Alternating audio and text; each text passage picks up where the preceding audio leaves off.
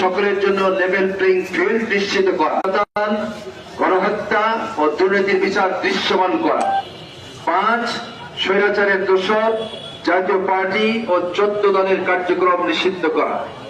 আমরা মনে করি উল্লিখিত দাবিসমূহ বাস্তবায়িত হলে জনগণের আস্থা পুনরুদ্ধার হবে, রাজনৈতিক স্থিতিশীলতা ফিরে আসবে এবং আগামী ফেব্রুয়ারিতে জাতীয় নির্বাচন আয়োজন করা সম্ভব হবে, যা বাংলাদেশকে একটি অনন্য উচ্চতায় আসীন করবে। তাই আমরা জনগণের পক্ষে উপরোক্ত 5 দফা দাবি বাস্তবায়নের জন্য আপনার নিকট জোর দাবি জানাচ্ছি।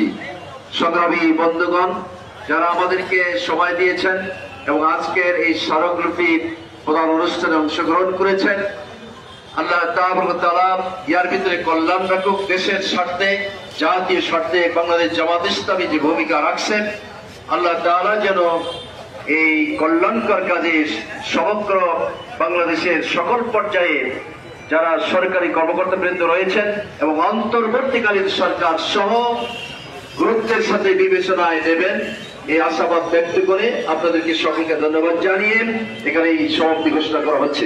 সুবহানাকাল্লাহুম্মা ওয়া বিহামদিক আশহাদু আল্লা ইলাহা ইল্লা আনতা আস্তাগফিরুকা ওয়া আতুবু ইলাইক। ধন্যবাদ সবাইকে।